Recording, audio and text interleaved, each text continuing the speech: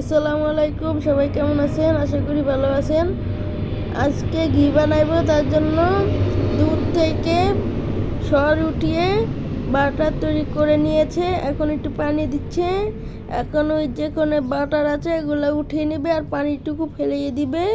তার জন্য বাটারটি এখন উঠাবে, একটু নাড়াচাড়া দিয়ে যেন ভালো হবে আর যেন সুন্দর হয়, তার জন্য। এখন আশা করি সবাই ভালো আছেন। আমাদের পেজটির জন্য ফলো করেন। পেজটি অনেক দিন ধরে সারা হচ্ছে না, কমে গেছে লাইক ফলো করেন সবাই। আজকে আম্মু ঘি বানাবে, তার জন্য বাটারটি উঠিয়ে নিয়েছে একটা কড়াইতে। আপনারা বাটিতেও নিতে পারেন। এখন উঠাচ্ছেই, ও হয়ে গেছে।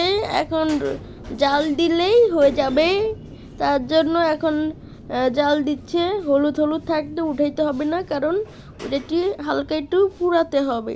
পোড়ানোর জন্য এটা জাল দিতেই থাকছে। সাধারণত 30 সেকেন্ড ধরে জাল দিতেই আছে সাধারণত। এই জাল দিতে দিতে এখন হয়ে যাবে। এখন দেখেন লালচে ভাবটা উঠে আসছে, তাই না? এই লালচে ভাব থেকে ব্রাউন কালার হবে। ব্রাউন কালারটার হওয়ার পরে আপনারা দেখবেন চমলক্ষ, এত সুন্দর লাগবে ঘিটা। কি স্বাদ! ঘিটা দিয়ে যদি ভাতটা খান, গরম ভাত, আর যদি খান নুন ভাত দিয়ে যদি ঘি, কি মজা হবে। দেখছেন এখন ব্রাউন কালারটি হয়ে গেছে, বাদামি বাদামি ভাব। ও ভুলে গেছি, এখন হালকা একটু কালো হয়ে গেছে।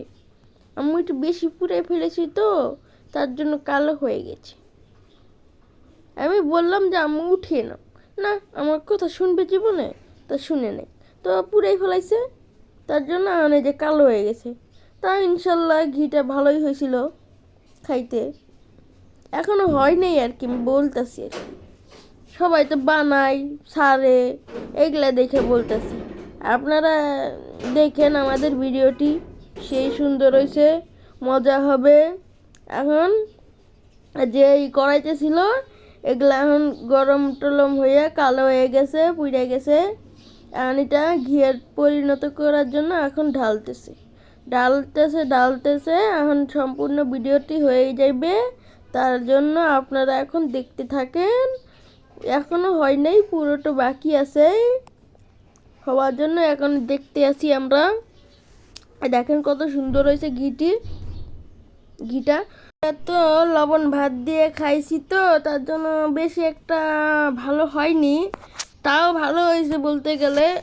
ঘিটা অনেক সুন্দর হয়েছে, ফাটাফাটি হয়েছে। ভাতের সাথে খেয়েছি তো ঘিটা, তার জন্য আরো সুন্দর হয়েছে। আমার তো ভালো লাগতেছে। আপনার কি মতামত?